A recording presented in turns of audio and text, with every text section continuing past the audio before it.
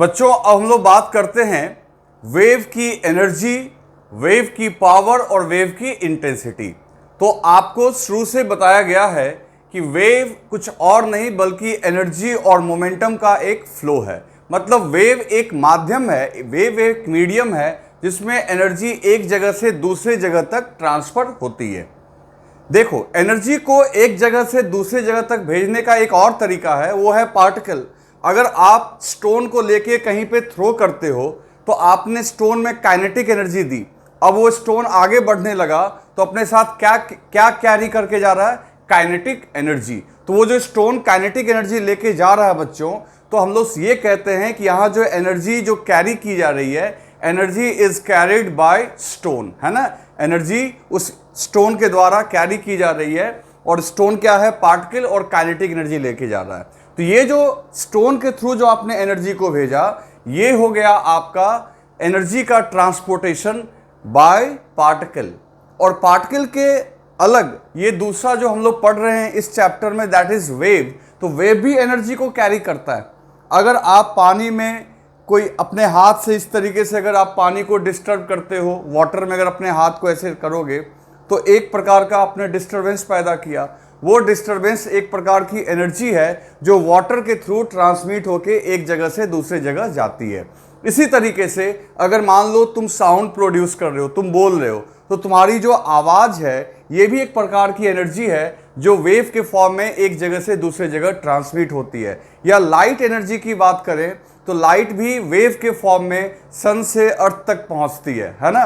तो वेव कुछ और नहीं बल्कि बच्चों एक प्रकार की एनर्जी का ट्रांसमिशन के लिए माध्यम ही है, जिसमें एनर्जी बिना नेट डिस्प्लेसमेंट ऑफ पार्टिकल के एक जगह से दूसरी जगह जाता है। क्लियर? चलो, ये स्टार्टिंग में ही मैंने आपको बताया था जब मैं वेव की प्रॉपर्टी आपको डिस्कस कर रहा था। अब क्या है कि अब हमें यह देखना है कि अगर एक ट्रैवलिंग वेव है, वेव ट्रैवल कर रहा है, मतलब अल्टीमेटली वहां क्या ट्रैवल हो रही है? एनर्जी, है ना। तो ट्रैवलिंग वेव मीन्स क्या कि एनर्जी एक जगह से दूसरी जगह जा रही है।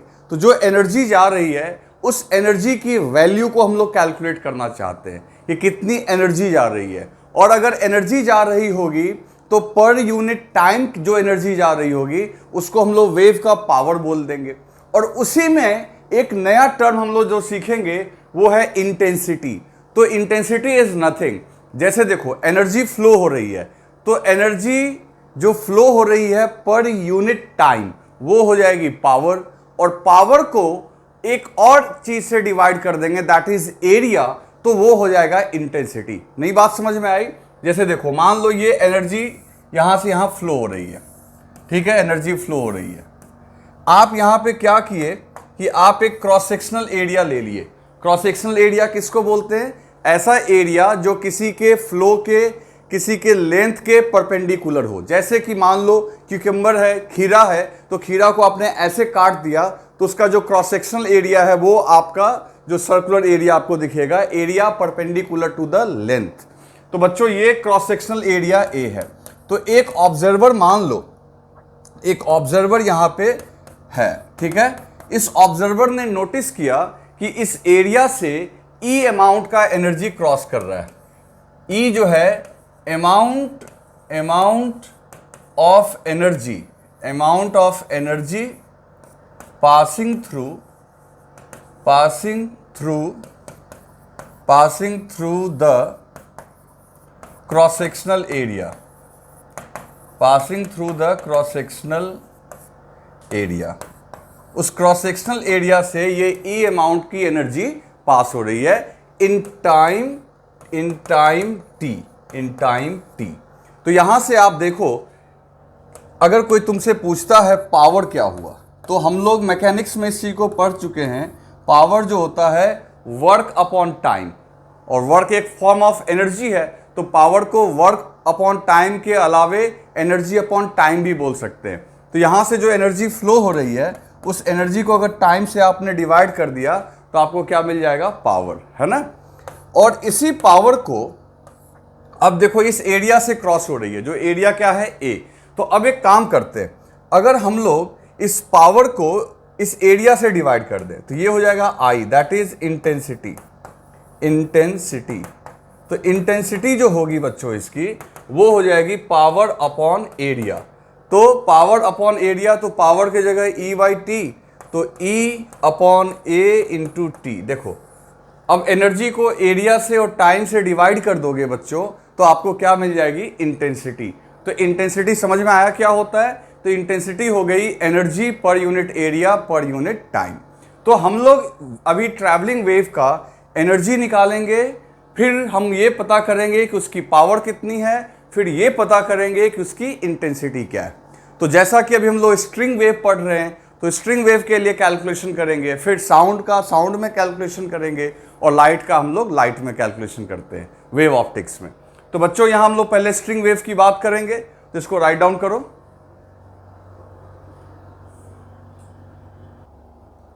तो बच्चों अब हम लोग बात करते हैं energy power intensity for string wave. तो आप हेडिंग दो, स्ट्रिंग वेव को लेके अभी हम लोग स्टडी करेंगे।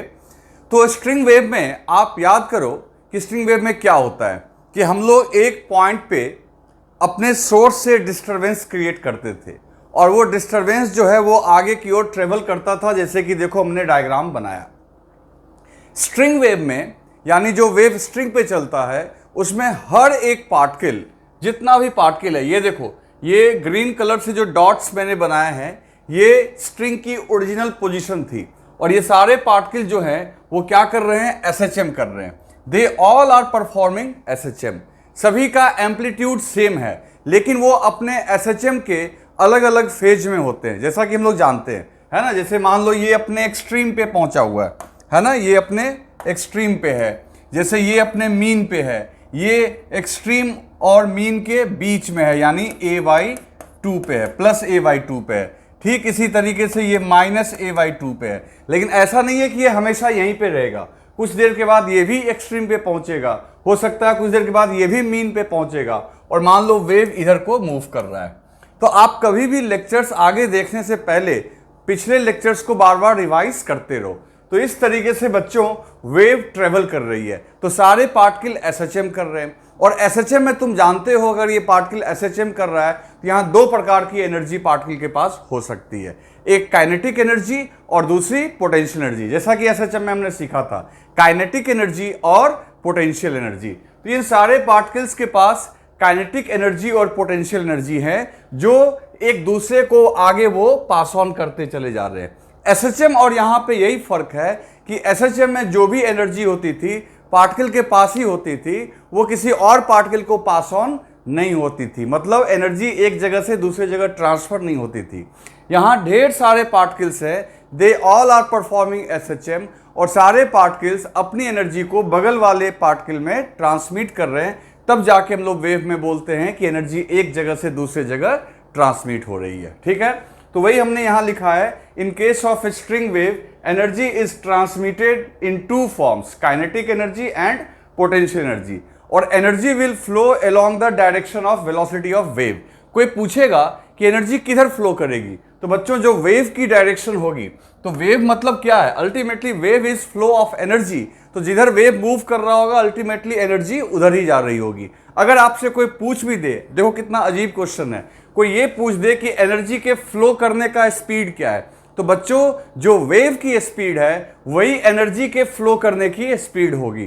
कहने का मतलब यही हो गया कि वेव अल्टीमेटली है फॉर्म ऑफ एनर्जी, तो इसका मतलब है कि एनर्जी उसी रफ्तार से फ्लो करेगी जिस रफ्तार से वेव मूव कर रही होती है। ठीक है, तो आप पहले ये डायग्राम बना लो, सब कुछ लिख लो, मैं फिर इसी डायग्राम के ऊपर और डिस्कस करता हूं। इन पॉइंट्स को भी आप बना लो, अभी देखो अभी लोग बहुत कुछ डिस्कस करेंगे, पहले आप इसे लिख लो।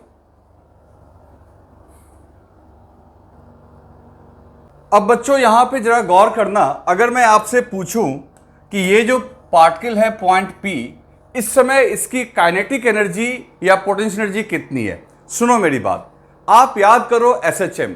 तो अभी इसको समझने से पहले आप जरा एसएचएम को दिमाग में लाओ। एसएचएम में क्या होता था कि अगर कोई पार्टिकल, जैसे देखो क्या होता था बच्चों, ये स्प्रिंग होती थी, ठीक है, उसके साथ ये ब्लॉक लगा हुआ होता था। जब ये मीन पोजीशन पे होता था तो इसकी वेलोसिटी होती थी मैक्सिमम, ठीक है ना, यहाँ काइनेटिक एनर्जी क्या होती थी, मैक्सिमम। और जब ये एक्सट्रीम पे पहुंच जाए वहां जाके ये रेस्ट में आ जाता था, और रेस्ट में आने के बाद इसकी जो काइनेटिक एनर्जी होती थी वो हो जाती थी 0 और पोटेंशियल एनर्जी हो जाती थी मैक्सिमम। याद है आपको? और यहां पे मीन पोजीशन पे पोटेंशियल एनर्जी क्या होती थी? Maximum, sorry 0। तो आप याद करो स्प्रिंग ब्लॉक का एसएचएम, उसमें क्या हो रहा था कि मीन पोजीशन पे kinetic energy maximum, potential energy 0, जबकि एक्सट्रीम पोजीशन पे potential energy maximum, kinetic energy 0। तो वहां पे हमने ये आर्ग्यूमेंट दिया था कि कंजर्वेशन ऑफ एनर्जी का पालन हो रहा है। हम लोग यहां पे conservation of total mechanical energy को फॉलो कर रहे हैं, जिसके अकॉर्डिंग मीन पोजीशन पे काइनेटिक एनर्जी मैक्सिमम होती है और पोटेंशियल 0 होती है। एक्सट्रीम पे वही सारी काइनेटिक जो है कन्वर्ट हो जाती है पोटेंशियल में, और यहां पे पोटेंशियल मैक्सिमम और काइनेटिक 0। मतलब कि एसएचएम में काइनेटिक पोटेंशियल में कन्वर्ट होती है, पोटेंशियल काइनेटिक में कन्वर्ट होती है। यही हो रहा होता है। अब जरा अपने को यहां पे सोच के देखते हैं, क्या यहां पे ये चीज एप्लीकेबल है या नहीं है। जैसे देखो, ये पार्टिकल P जो है ये अभी एक्सट्रीम पोजीशन पे है ना, अपने मीन से मैक्सिमम पे। तो अगर तुमसे कोई पूछे P की पोटेंशियल एनर्जी कितनी होगी, तो आप बोलोगे इसकी पोटेंशियल एनर्जी मैक्सिमम होगी और काइनेटिक एनर्जी 0 होगी, है ना। ऐसा आप इसलिए बोलोगे क्योंकि ये आपका कहां पे है? एक्सट्रीम पे है। जैसा कि यहां पे एक्सट्रीम पे देखो पोटेंशियल मैक्सिमम, काइनेटिक 0। अब देखो इसकी काइनेटिक तो 0 है, P की काइनेटिक एनर्जी 0 है, लेकिन अब पोटेंशियल के बारे में मैं अभी बात करूंगा। अब यहां पे अगर कोई पूछे R के बारे में, तो R देखो अपने मीन पे है। तो R अगर अपने मीन पे है तो तुम्हारा ऐसा सोचना होगा कि R की जो काइनेटिक एनर्जी है वो मैक्सिमम होगी और पोटेंशियल क्या होगी? 0 होगी। अब बच्चों ये हमारा सोचना है। अगर एसएचएम को दिमाग में रखें तो इसका मतलब है हर एक पॉइंट के लिए आपने, जैसे ये Q पॉइंट है, अब ये ना एक्सट्रीम पे है ना मीन पे है, तो यहां इसके पास मिक्स एनर्जी होगी। मिक्स एनर्जी होगी मतलब कुछ काइनेटिक होगी और कुछ पोटेंशियल होगी, एनर्जी दोनों फॉर्म में होगी। ऐसा मानते हो? लेकिन देखो दोस्तों, सच्चाई क्या है? सच्चाई ये है कि ये जो पॉइंट P है, अब देखते जाओ, इसको पहले मैं मिटा देता हूं और फिर तुम्हें थोड़ा सा यहां अजीब लगेगा इस रिजल्ट को देख के, लेकिन वो सब आपको समझ में आ जाएगा कि ऐसा हो क्यों रहा है, वो अभी मैं तुरंत आपको समझा दूंगा। तो बस आप एसएचएम को बार बार देखो, वेव पढ़ने से पहले एसएचएम अच्छे से रिवाइज्ड होना चाहिए, तभी जाके वेव आपको बहुत अच्छे से समझ में आएगा। समझ गए ना? वेव पढ़ने से पहले आप एसएचएम को अच्छे से रिवाइज करके रखेंगे। तो बच्चों पॉइंट P की बात करते हैं। तो पॉइंट P की बात करते हैं तो P पे आपका पोटेंशियल एनर्जी जो होगा वो होगा 0। अब देखो आप ताज्जुब करोगे, P के काइनेटिक एनर्जी की बात करें तो काइनेटिक एनर्जी भी होगी 0। अभी आपको ताज्जुब हो रहा होगा, अभी मैं सब एक्सप्लेन करूंगा। अगर R की बात करें बच्चों, R की बात करें तो R की पोटेंशियल एनर्जी भी क्या होगी? मैक्सिमम। अब देखो मीन पे है, लेकिन मैं क्या बोल रहा हूं? पोटेंशियल भी मैक्सिमम, काइनेटिक भी मैक्सिमम, ठीक है ना। और अगर इसकी बात करें, Q पॉइंट की बात करें तो Q के पास पोटेंशियल भी कुछ ना कुछ होगा, दैट इज नॉन जीरो, और काइनेटिक एनर्जी भी कुछ ना कुछ होगी, that is non zero. Clear है? अगर T की बात करें, T देखो यहां पे, तो T की बात करें तो T की पोटेंशियल भी होगी आपकी 0 और काइनेटिक भी क्या होगी? 0। अगर हम V की बात करें तो पोटेंशियल भी होगी मैक्सिमम और काइनेटिक भी होगी आपकी मैक्सिमम। कहोगे ऐसा कैसे हो गया सर कि किसी के पास दोनों मैक्सिमम है और किसी के पास दोनों 0 है और किसी के पास दोनों नॉन जीरो भी है? तो अब इस बात को समझते हैं कि कैसे किसी के पास दोनों 0 है और किसी के पास दोनों मैक्सिमम है।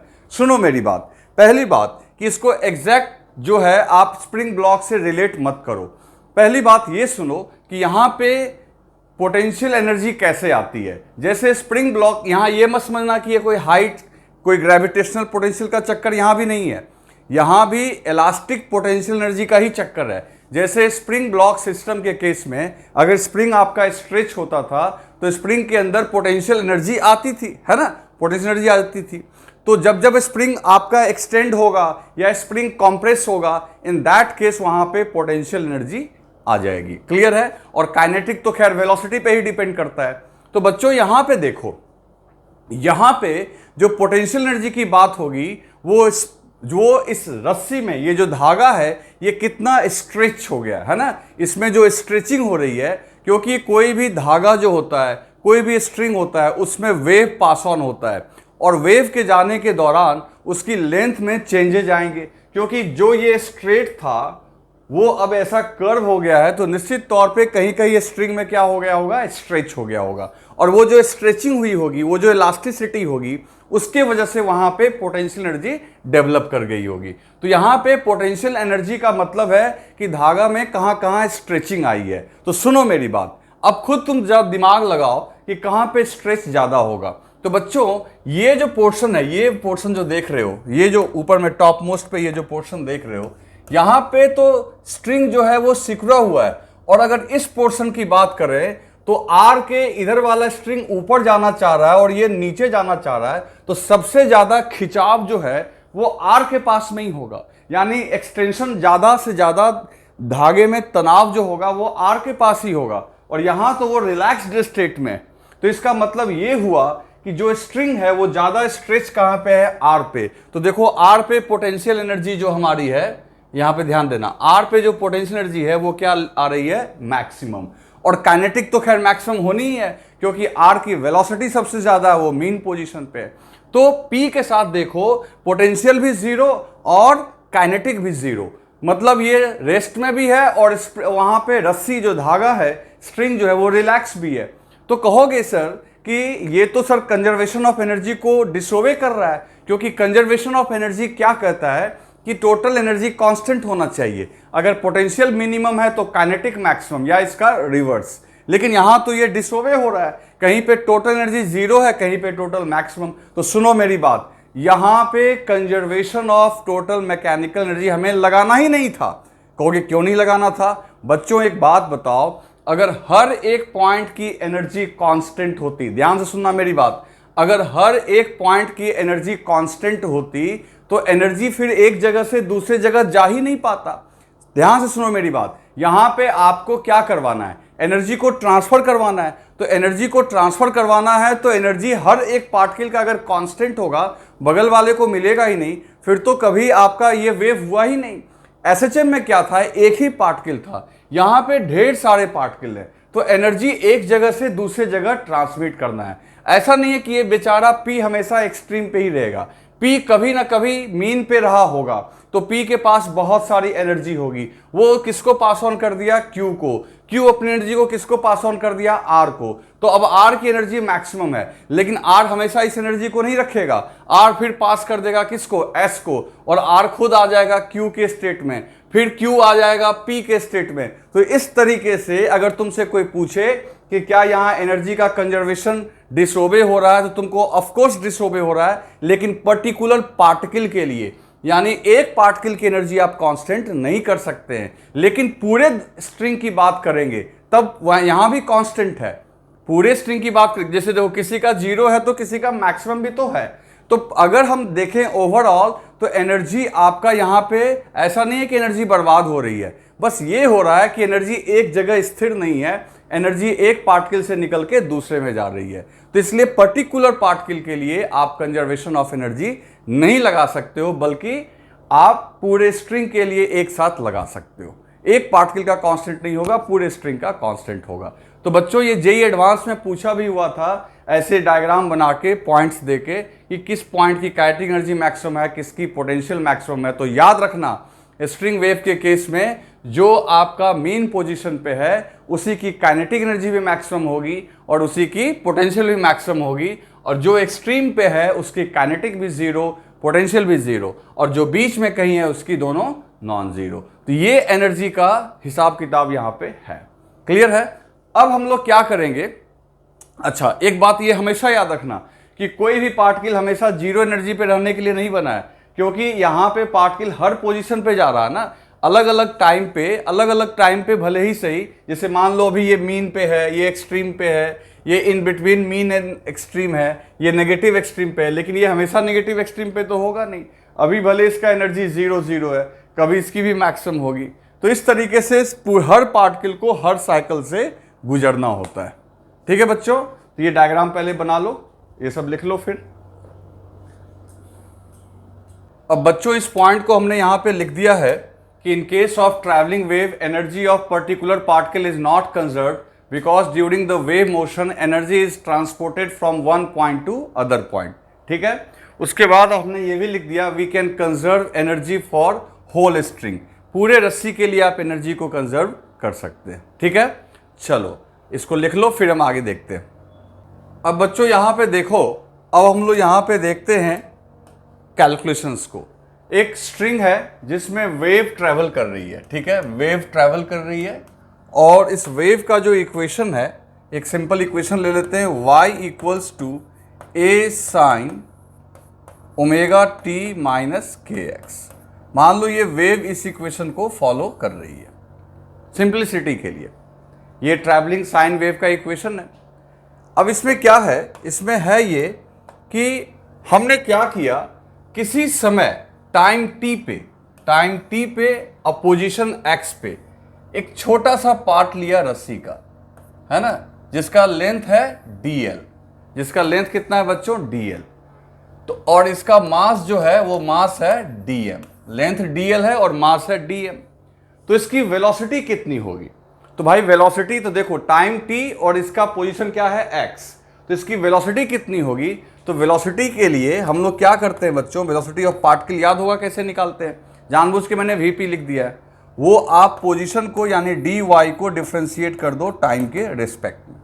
तो टाइम के रिस्पेक्ट में इसको हमने डिफ्रेंशिएट कर दिया, तो हम लोग सीधा यहाँ पे क्या करेंगे कि डिफ्रेंशिएशन के बाद याद करो क्या फॉर्मूला आता था, a omega cos omega T minus के एक्स। यानी इस पार्टिकल की जो वेलोसिटी है जो यहाँ पे मौजूद है, उस पार्टिकल की वेलोसिटी निकल के आई a omega cos omega T minus के एक्स। मतलब किसी भी पार्टिकल की वेलोसिटी आप निकाल सकते हो t और x का वैल्यू पुट करके। ठीक, तो उसकी काइनेटिक एनर्जी भी होगी, छोटी सी इसकी काइनेटिक एनर्जी होगी, दैट इज डी। तो उस टाइम पे उसकी छोटी सी काइनेटिक एनर्जी होगी, तो डी के इक्वल्स टू हो जाएगा half into D M into we p square, उस पार्टिकल की वेलोसिटी। याद रखना ये वेव की वेलोसिटी नहीं है, इस पार्टिकल की वेलोसिटी का स्क्वायर है। तो काइनेटिक एनर्जी का सिंपल फॉर्मूला हमने उसके लिए लिख दिया कि इसकी वेलोसिटी निकाल लो। बहुत छोटा सा, इतना छोटा सा लेंथ लिया है कि हम मान के चलेंगे कि एक दो पार्टिकल ही वहां पे आए। ठीक है ना। अब ये डी के इक्वल्स टू हमने लिख दिया half into D M into we p square. अब आगे देखो बच्चों, अब यहां पे हम लोग इसको लिख सकते हैं D K equals to half D M into V P.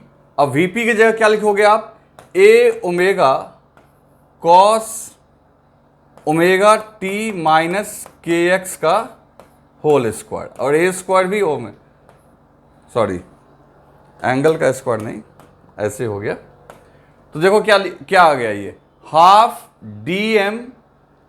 D M into A square omega square into cos square omega T minus के एक्स। ठीक है, पहले इतना लिखो फिर आगे हम लोग बात करते हैं, जल्दी से लिखो। लिख लिया आपने बच्चों, चलो अब आगे देखते हैं। अब एक काम करो, ये जो छोटा सा आपने पोर्शन लिया है स्ट्रिंग का, उसका देखो मैं यहां डायग्राम बनाता हूं, छोटा सा पोर्शन लिया है। तो जो स्ट्रिंग है वो एक प्रकार का, जो स्ट्रिंग है वो एक प्रकार का सिलेंडर ही तो होता है। कोई भी रस्सी कोई भी वायर का अगर शेप देखोगे तो वो सिलेंड्रिकल ही होता है। तो सिलेंडर का जो वॉल्यूम है, इसका छोटा सा वॉल्यूम डीवी हो गया स्मॉल वॉल्यूम। तो वॉल्यूम कैसे होता है बच्चों, अभी इसका जरूरत पड़ेगा इसलिए मैं इसको अलग से बता रहा हूं। तो वॉल्यूम इक्वल्स टू होता है, मान लो इसका क्रॉस सेक्शनल एरिया स्मॉल ए है, छोटा सा क्रॉस सेक्शनल एरिया ए है और लेंथ है आपका dl, लेंथ हमने dl लिया है, तो ये हो गया a इंटू dl। वॉल्यूम क्या हो गया बच्चों, a इंटू dl। ठीक है, चलो एक दो टर्म और सीखो। ये जो रो है ये वॉल्यूम डेंसिटी होता है, मास का वॉल्यूम डेंसिटी होता है, वॉल्यूम डेंसिटी। तो रो अगर डिफाइन करेंगे, मास का वॉल्यूम डेंसिटी डिफाइन करेंगे, तो वॉल्यूम डेंसिटी कैसे डिफाइन करोगे, तो dm डिवाइडेड बाई dv, छोटा सा मास अपॉन छोटा सा वॉल्यूम, तो आ जाएगा आपका रो। और ये रो कौन सी डेंसिटी हो गई? लीनियर डेंसिटी नहीं, लीनियर डेंसिटी तो हो जाएगी मास अपॉन लेंथ। अगर मास अपॉन वॉल्यूम करोगे तो क्या आ जाएगा? वॉल्यूम डेंसिटी, दैट इज रो। अब आप चाहो तो इसको मास डेंसिटी में भी कन्वर्ट, लीनियर मास डेंसिटी में भी कन्वर्ट कर सकते हो, क्योंकि देखो क्या करेंगे, आखिर इस dl लेंथ में ही तो dm मास है। ये जो रस्सी हमने लिया है छोटा सा, ये dl लेंथ में ही dm मास है। अगर हमको म्यू लिखना होगा तो देखो कैसे रो और म्यू के बीच में रिलेशन लिख देंगे। dm के जगह dm रहने दो, और नीचे में dv के जगह लिख दो a इंटू dl। अब जरा गौर करना बच्चों, अब जरा गौर करना। अब ये dm अपॉन dl, छोटा सा मास अपॉन छोटा सा लेंथ, तो रो बराबर आप लिख सकते हो, और इसी को हमने म्यू कहा था। म्यू जो है लीनियर मास डेंसिटी, तो ये हो जाएगा आपका म्यू बाई ए। जो ये रिलेशन आप याद रखना। ये मैं क्यों बता रहा हूं? क्योंकि जब एग्जाम में क्वेश्चंस आते हैं, कभी स्ट्रिंग की वॉल्यूम डेंसिटी दी जाती है, कभी स्ट्रिंग की लीनियर मास डेंसिटी दी जाती है, तो आप याद रखना रो इक्वल्स टू म्यू अपॉन ए। और ए क्या है आपका? ए है क्रॉस सेक्शनल एरिया। ये जो ए है ये इस सिलेंडर का एरिया है, cross sectional area, cross sectional area. समझ गए ना? ये क्या है आपका? Cross sectional area. आ रही है बात समझ में? चलो वापस आ जाओ। ऐसा मैं क्यों कर रहा हूं अभी आपको समझ में आएगा, ये सब क्यों आपको बताया गया। अब क्या करो, डी के बराबर ये फॉर्मूला निकल के आया। अब दोनों तरफ डीवी से डिवाइड करो। डीवी मतलब इस स्ट्रिंग के छोटे से वॉल्यूम से, क्योंकि ये एनर्जी जो है इस छोटे से वॉल्यूम में है, तो बोथ साइड डिवाइड करो। तो D K upon DV equals to half into D M upon DV, ठीक है, into A square omega square cos square omega T minus के एक्स। अब जरा गौर करना बच्चों, यहां से हम लोग एक नया टर्म डिफाइन करेंगे। ये नया टर्म क्या होगा? सो देखो, डी के क्या है? छोटी सी काइनेटिक एनर्जी, और ये छोटी सी काइनेटिक एनर्जी उस छोटे से वॉल्यूम डीवी में रहता है। तो यहां से हमने एक फॉर्मूला, एक नया टर्म डिफाइन किया जिसका नाम रखा म्यू के। और ये म्यू के क्या है? तो म्यू के को बोलेंगे, म्यू के, ध्यान, सॉरी म्यू के नहीं, यू के, सॉरी, इसको हम लोग बोलेंगे यू के। यू के है काइनेटिक एनर्जी डेंसिटी। यूके जो है बच्चों ये हो गई kinetic energy density. Kinetic energy density equals to half, और डीएम के जगह आप क्या लिख दोगे? डीएम के जगह डीएम बाई डीवी, तो डीएम बाई डीवी के जगह रो भी लिख सकते हो, ठीक है। अब फिर रो के जगह चाहो तो म्यू बाई ए लिख सकते हो, जो बाद में लिखेंगे हम लोग। तो डीएम बाई डीवी के जगह हम लोग लिख देंगे रो क्या है? Mass density into A square omega square cos square omega T minus के एक्स, ठीक है। पहले इतना लिखो, फिर आगे हम लोग बात करते हैं। इसको अच्छे से लिखना, ये बहुत काम का है। तो बच्चों अब हम लोग देखते हैं कि ये जो हमने अभी कैलकुलेट किया काइनेटिक एनर्जी डेंसिटी, है ना, कि आपके इस स्ट्रिंग में जिसमें वेव मूव कर रहा है उसके एक छोटे से पोर्शन में काइनेटिक एनर्जी की मात्रा कितनी है। मतलब ये डेंसिटी का मतलब समझ रहे हो ना, एनर्जी अपॉन वॉल्यूम। ऐसे भी किसी भी चीज को अगर वॉल्यूम से डिवाइड करोगे तो उसका वो डेंसिटी ही बताएगा। तो ये जो काइनेटिक एनर्जी थी जिसको अभी हमने कैलकुलेट किया था, वो आखिर काइनेटिक एनर्जी उस छोटे से मास डीएम का था जो डीवी वॉल्यूम में था। तो डीवी से डिवाइड करने की वजह से ये क्या हो गया? UK, okay.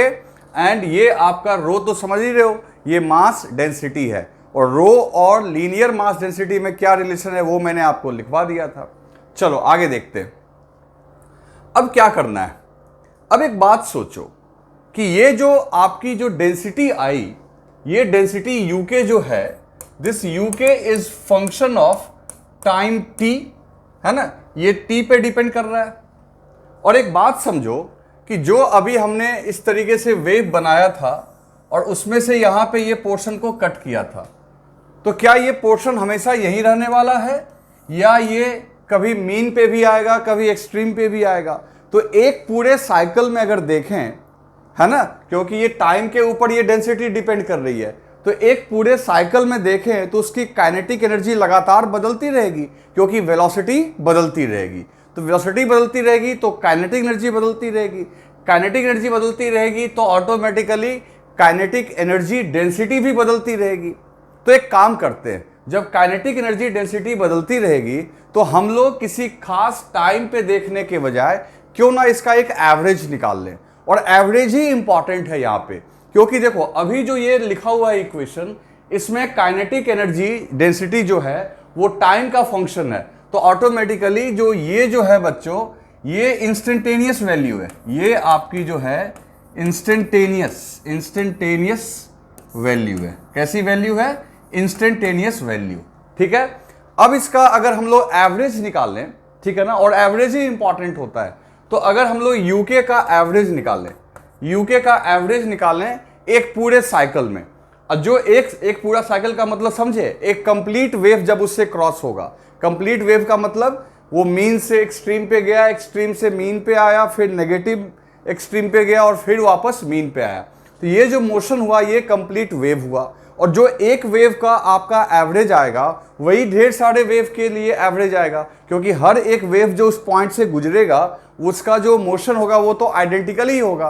तो हम लोग क्या करेंगे, एक साइकिल का एवरेज निकालेंगे जो कि वैलिड होगा बहुत सारे वेव के लिए। बात समझ में आ रही है ना? क्योंकि देखो कोई भी जब वेव क्रॉस करता है तो वो पॉइंट जो है उस वेव के अकॉर्डिंग पूरा मोशन परफॉर्म करता है। और ऐसे एक वेव के बजाय अगर 10 वेव भी निकल जाएं तो हर वेव में वो उसी मोशन को रिपीट करेगा। तो एक वेव का जो एवरेज आएगा वही 10 वेव के एवरेज के इक्वल होगा, क्योंकि अगर 10 वेव जाएगा तो टाइम भी ज़्यादा लोगे। तो बच्चों अब यूके का एवरेज कैसे निकालें? तो इसकी जो एवरेज वैल्यू निकालेंगे तो आप याद करो मैथमेटिकल टूल। मैथमेटिकल टूल में हमने क्या सिखाया था आपको, जरा ध्यान से याद करो। जब हमने आपको मैथमेटिकल टूल पढ़ाया था शुरुआत में, उसमें आपको हमने इंटीग्रेशन का एक यूज समझाया था। उसमें आपको कहा था कि अगर मान लो y x का फंक्शन है और y का अगर एवरेज वैल्यू निकालना चाहते हो तो आपको क्या करना चाहिए, y जिसका फंक्शन है उसके रिस्पेक्ट में इंटीग्रेट करके उसी से डिवाइड कर दो। क्लियर?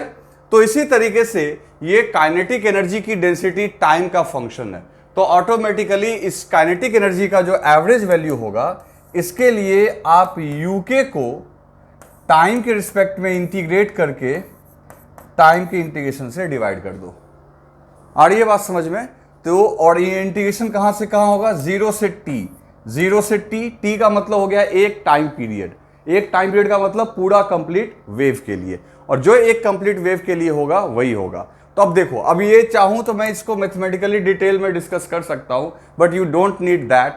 मैं चाहूं तो डायरेक्ट ही आपको इसका आंसर लिख दे रहा हूं, ठीक है ना? तो देखो ऐसे भी आपको ये चीज याद रखनी चाहिए कि कॉस स्क्वायर का जो एवरेज होता है, कॉस स्क्वायर का अगर कॉस स्क्वायर जो फंक्शन है उसका एक पूरे टाइम पीरियड में एवरेज होता है 1/2। ठीक है, इसको सीधा याद भी रखोगे तो ये पूरा एवरेज जो निकल के आएगा, मैं डायरेक्ट लिख रहा हूं और आपको वही याद रखना है। चाहो तो आप इसको सॉल्व भी कर सकते हो घर पे आराम से अलग से, लेकिन आपको कोई ज़रूरत नहीं है, वो कोई प्रूफ तो अपने से पूछ नहीं रहा है। तो एवरेज और जो करना चाहता है वो आराम से कर सकता है। ये कांस्टेंट है, मैंने फॉर्मूला लिख दिया है। कांस्टेंट को बाहर करोगे, कॉस स्क्वायर टी है तो क्या करेंगे, 0 से 2 पाई के बीच में इंटीग्रेशन करेंगे। कॉस स्क्वायर थीटा को लिख देंगे 1 माइनस कॉस 2 थीटा बाई 2। तो खैर वो करना है तो करो, नहीं तो डायरेक्ट जो मैं लिख रहा हूं इसको आप याद रखना।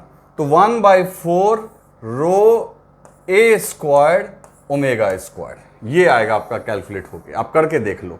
तो आप ये वैल्यू भी मत याद रखो, आप ये सब कुछ मत याद रखो। आप सिर्फ एक चीज याद रखो कि अगर किसी वेव को किसी स्ट्रिंग से पास करवाया जाए तो स्ट्रिंग के किसी पोर्शन की जो काइनेटिक एनर्जी की डेंसिटी का जो एवरेज आएगा, ध्यान से सुनो, काइनेटिक एनर्जी के डेंसिटी का जो एवरेज आएगा वो एवरेज निकल के आएगा 1/4 रो ए स्क्वायर्ड, जहां ए क्या है बच्चों, एम्पलीट्यूड, और ओमेगा स्क्वायर्ड, ओमेगा क्या है आपका, ओमेगा जो है एंगुलर फ्रीक्वेंसी। आ रही है बात समझ में? इसको या तो आप चाहो तो वो लीनियर मास डेंसिटी के रिस्पेक्ट में भी लिख सकते हो। तो हमने तो आपको बताया था कि रो के जगह हम लोग चाहें तो लिख सकते हैं, अभी कुछ देर पहले ही लिखा था आपको, याद करो रो के जगह हम लोग क्या लिखे थे। जैसे मास इक्वल्स टू क्या होता है, rho equals to mass upon volume. अब वॉल्यूम में एक काम करो, लेंथ इंटू एरिया अलग अलग कर लो, तो मास अपॉन लेंथ हो जाएगा म्यू। तो रो के जगह तुम चाहो तो ये भी लिख सकते हो, mu divided by A into A square omega square. ये एक क्रॉस सेक्शनल एरिया हो गया और म्यू क्या हो गया, लीनियर मास डेंसिटी। और यहाँ जो रो है ये वॉल्यूम डेंसिटी है।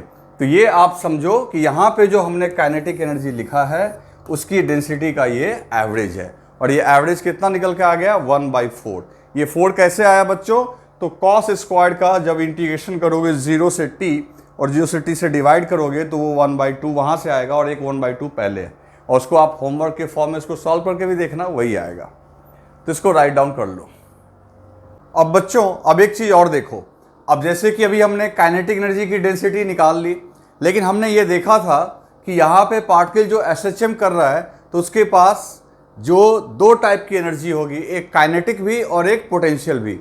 पोटेंशियल क्यों होगी, जो आपका स्ट्रिंग है, स्ट्रिंग स्ट्रेच हो जाती है ना। जैसे कि ठीक है टॉप मोस्ट पॉइंट पे पोटेंशियल भी हमारा 0 था, लेकिन मीन पॉइंट के अबाउट वहाँ पे स्ट्रिंग स्ट्रेच हो जाती है तो वहाँ पे पोटेंशियल एनर्जी भी होगी। तो मेरा कहने का मतलब ये है कि जिस तरीके से काइनेटिक एनर्जी वैरी कर रही है, यहाँ पे हर पोर्शन के पास पोटेंशियल एनर्जी भी होगी और जो कि वो भी टाइम के हिसाब से वैरी कर रही होगी। अब फ्रॉम सिमेट्री, जैसा कि हम लोग SHM में भी देख चुके हैं बच्चों कि काइनेटिक एनर्जी का वैरी करने का जो पैटर्न है वही पैटर्न आपका पोटेंशियल एनर्जी का भी वैरी करने का पैटर्न है। तो अल्टीमेटली बस वहाँ और यहाँ में फ़र्क क्या है कि वहाँ पे वो एनर्जी ही आपस में एक दूसरे में कन्वर्ट होती थी, यानी एक समय काइनेटिक दूसरे समय पोटेंशियल। लेकिन यहाँ पे क्या है, ये दोनों एनर्जी किसी एक ही पार्टिकल के पास हो सकती है और वही ट्रांसमिट होकर दूसरे के पास, लेकिन एनर्जी का नेचर क्या है, सेम है। दोनों के वेरिएशन का नेचर सेम है। तो हम लोग विदाउट कैलकुलेशन हम लोग कह सकते हैं फ्रॉम सिमेट्री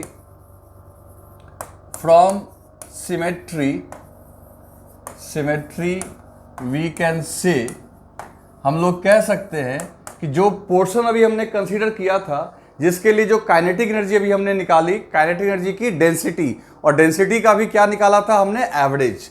जैसा कि तुम देख सकते हो ये डेंसिटी का हमने क्या निकाला, एवरेज। तो ठीक इसी तरीके से हम लोग यहाँ पे पोटेंशियल एनर्जी के एवरेज की भी वैल्यू लिख सकते हैं, पोटेंशियल एनर्जी के डेंसिटी का average, which is again 1/4 rho A square omega square. ये हम लोग सिमेट्री यूज कर सकते हैं बिना इसके डिस्कशन को, बिना इसके कैलकुलेशन को किए।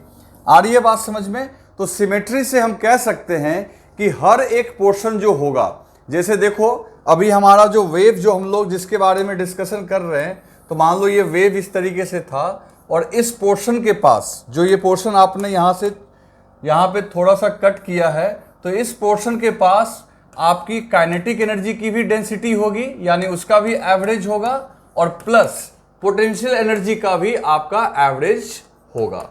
ठीक है। और ये दोनों एवरेज, दोनों की इंस्टेंटेनियस वैल्यू भले ही अलग अलग हो सकती है, लेकिन एक ओवर ए टाइम पीरियड दोनों का एवरेज क्या होगा, सेम।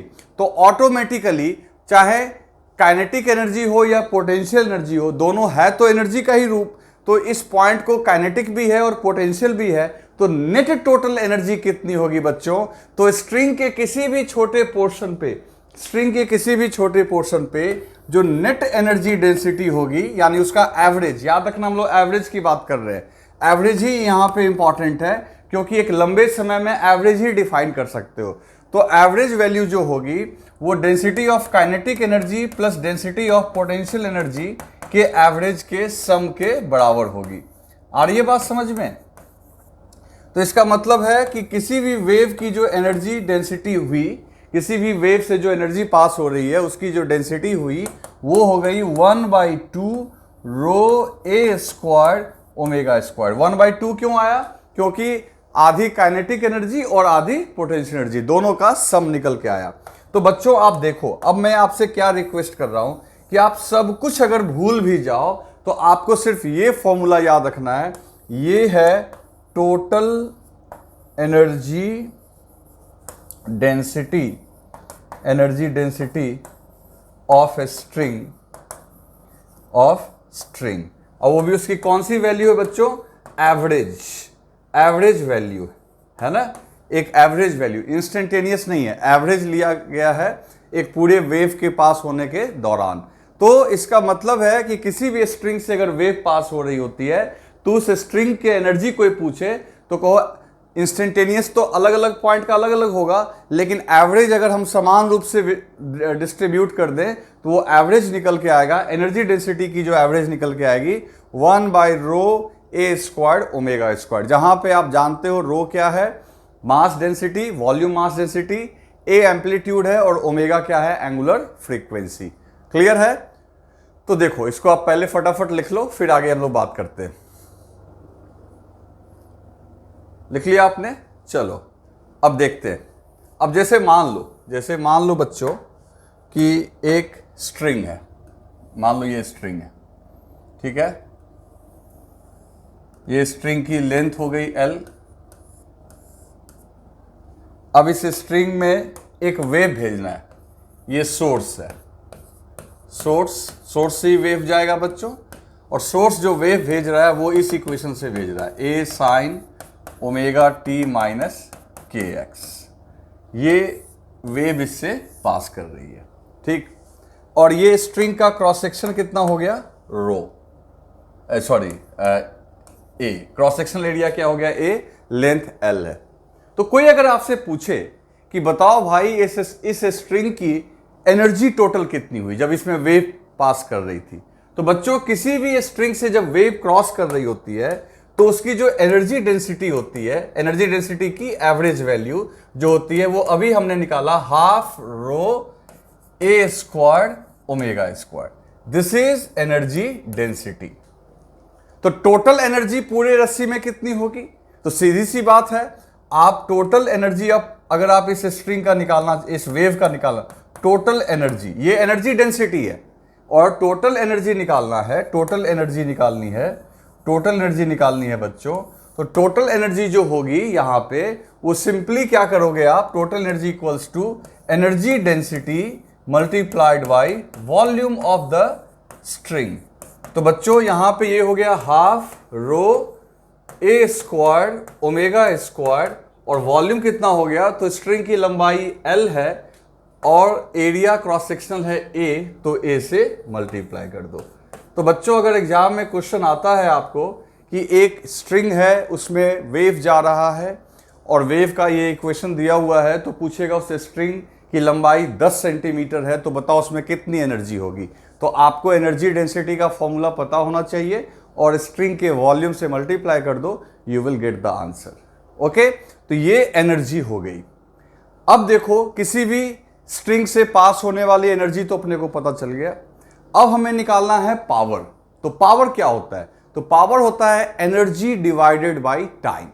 यानी कोई भी अगर आपका क्रॉस सेक्शन से एनर्जी पास हो रही है तो टोटल एनर्जी जो पास हो रही है उसको टाइम से डिवाइड कर दो। मान लो कि आप यहां पे सोर्स हो, ठीक है, और यहां पे आप रिसीविंग एंड पे हो। रिसीविंग एंड मतलब यहां पे आप जो है एनर्जी रिसीव कर रहे हो, दिस इज रिसीविंग एंड। तो इसका मतलब है कि आपको अगर मान लो कि ये वेव यहां से इस स्ट्रिंग में होते हुए आपके पास पहुंच रही है तो आपको यहां कितनी एनर्जी मिलेगी? तो उतनी ही एनर्जी मिलेगी जितनी एनर्जी इस स्ट्रिंग में होगी। स्ट्रिंग की सारी एनर्जी आखिर ट्रांसमिट होकर आपके पास पहुंच जाएगी। तो स्ट्रिंग की सारी एनर्जी आपके तक कब पहुंचेगी? तो अगर वेव v वेलोसिटी से चल रही है, ध्यान सुनना, वेव की वेलोसिटी अगर v है तो ऑटोमेटिकली बच्चों जो है एनर्जी भी v से ही फ्लो कर रही होगी, क्योंकि अभी हमने सीखा कि एनर्जी की वेलोसिटी कुछ और नहीं बल्कि वेव की ही वेलोसिटी होती है। तो आपको जो ये एनर्जी मिलेगी वो एनर्जी v वेलोसिटी से आपके पास आएगी। तो टोटल वेव को आपके तक आने में कितना टाइम लगेगा? तो वेव का लास्ट पोर्शन यहां पे है, इस पोर्शन को यहां तक पहुंचने में, ये L डिस्टेंस कवर करने में L अपॉन V टाइम लगेगा। तो जो भी यहां से यहां तक में जो ये एनर्जी आपने निकाला है, ये T टाइम में, यानी T equals to L by V time में आपको मिल जाएगा। तो सीधी सी बात है बच्चों, यहां पे अगर हमसे कोई पूछे power of wave, power of wave, तो ये हो जाएगा E अपॉन टी, और E के जगह क्या लिख दोगे, that is 1/2 rho A square omega square into L into A और divided by T, divided by T. ठीक है, अब ये T की वैल्यू क्या रखेंगे, तो T की वैल्यू रखेंगे बच्चों T is equal to L upon V। जो स्ट्रिंग की लेंथ है, स्ट्रिंग की लेंथ को हम लोग किससे डिवाइड कर देंगे, V से। तो अब सीधा देखो, यहां पे 1/2 और ये हो गया rho A square omega square into L into A upon L upon V, where V is the speed of wave. ठीक है, V क्या है आपका, V जो है बच्चों, V जो है स्पीड ऑफ वेव, याद रखेंगे स्पीड ऑफ वेव, ये स्पीड ऑफ वेव है। तो यहां से देखो अब क्या हुआ, L से L कैंसिल हो गया, आप लास्ट का आंसर बस याद रखना, और V ऊपर चला गया। तो बच्चों ये आ गया 1/रो, ठीक, और क्या आया, ये A क्रॉस सेक्शनल एरिया भी आगे डाल दो, इनटू ओमेगा स्क्वायर, ये दोनों एक साथ कर दो, ओमेगा स्क्वायर, फिर A स्क्वायर, और ये वेव की वेलोसिटी भी ऊपर चली गई। तो ये फॉर्मूला निकल के आया आपको पावर का। तो देखो पावर ऑफ वेव जो है बच्चों, वो आया 1/2 into rho into a into omega square A square into v. V क्या है, वेव की वेलोसिटी। अब तुम चाहो, ओमेगा समझ ही रहे हो, ओमेगा क्या है, एंगुलर फ्रीक्वेंसी, उसको भी हम लोग कन्वर्ट करेंगे। पहले इतना लिखो, फिर फॉर्मूला को और मैं कई तरीके से लिख के दिखाता हूं। अब बच्चों देखो, अब यहां पे ये आपका निकल के आ गया, ये क्या है आपका पावर, दिस इज पावर, ये आपका निकल के आया पावर। ठीक है, अब इसको और कितने फॉर्मेट में हम लोग लिख सकते हैं, देखते हैं, सोच के देखते हैं। अब आप याद करो कि हमने आपको कहा था कि ये रो जो है, ये रो आपका, ये आपका है म्यू अपॉन ए, है ना, म्यू अपॉन ए को आप क्या बोल सकते हो, रो। म्यू क्या है, लीनियर मास डेंसिटी, तो ए को इधर भेज देंगे तो ये हो जाएगा mu equals to rho into A. आ रही है बात समझ में।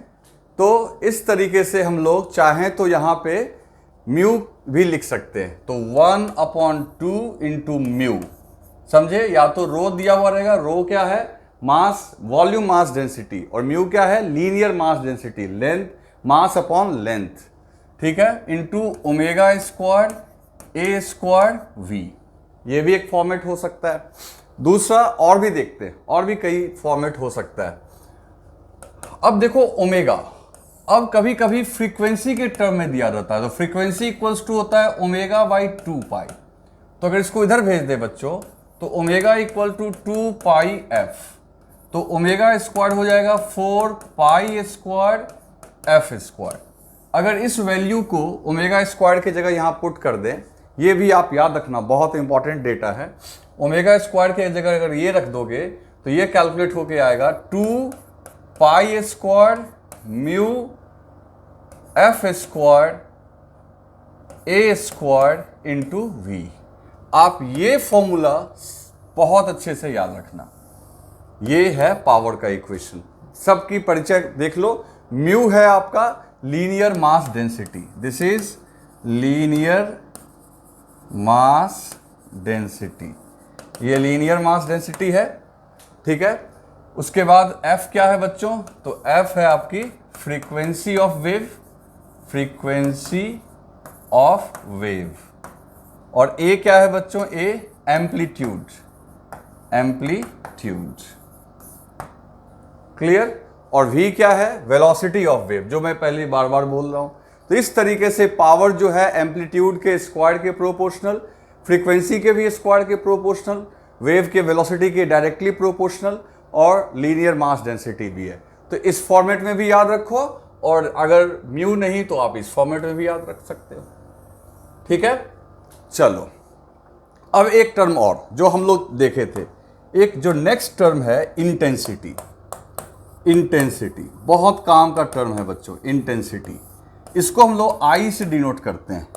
तो ये इसको कैसे डिफाइन करेंगे? तो इसको डिफाइन करते हैं, it is rate of flow of energy per unit area per unit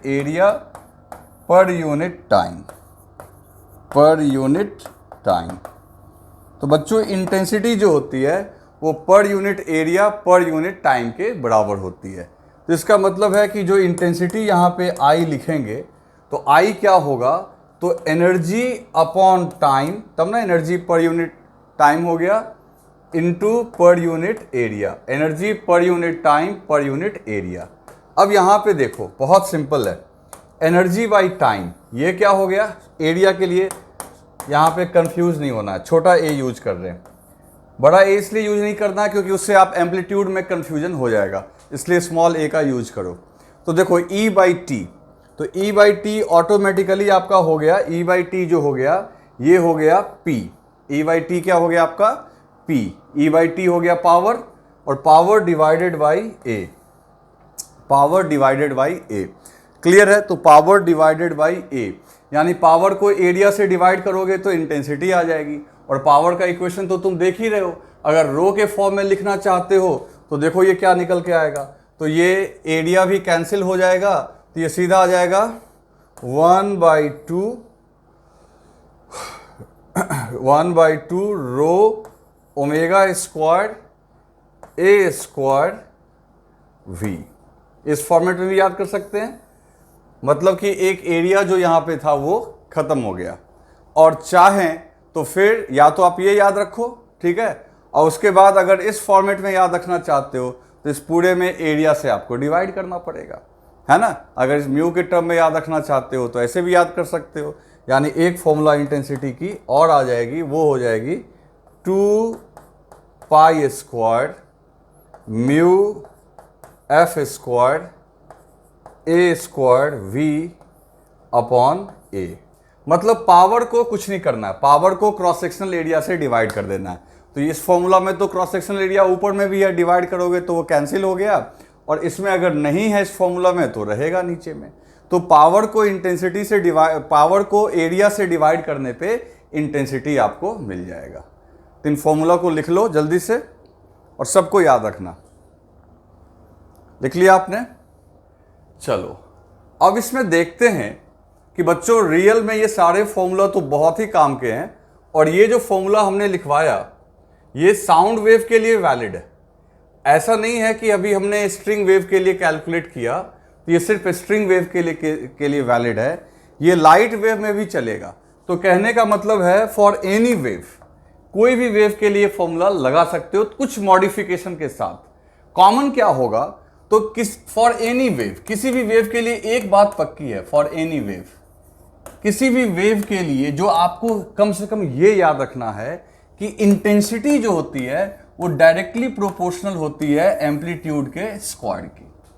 ये आप ध्यान से सुनो, ये जो एम्पलीट्यूड है, ठीक है, ये आपका इंटेंसिटी है। इंटेंसिटी ये चीज तो आप पक्की बात है याद रख के चलना, इंटेंसिटी ये आपका एम्पलीट्यूड के स्क्वायर के प्रोपोर्शनल है। इसका हम लोग बहुत यूज करेंगे। और एक ये भी याद रख सकते हो कि intensity is proportional to frequency का स्क्वायर। तो ये दो आउटकम आप याद रखना, ठीक है ना। अब साउंड में देखना, साउंड का एम्पलीट्यूड को कुछ और बोलते हैं, लेकिन ये एम्पलीट्यूड के स्क्वायर के प्रोपोर्शनल होगा ही होगा अगर किसी वेव की इंटेंसिटी की बात करेंगे तो। आई बात समझ में? इसका हम लोग यूज नेक्स्ट टॉपिक जो इंटरफेरेंस है उसमें भी हम लोग बहुत ज़्यादा करेंगे। तो यहां से आप इसको याद करके रखना, ये बहुत इंपॉर्टेंट है, ठीक है। चलो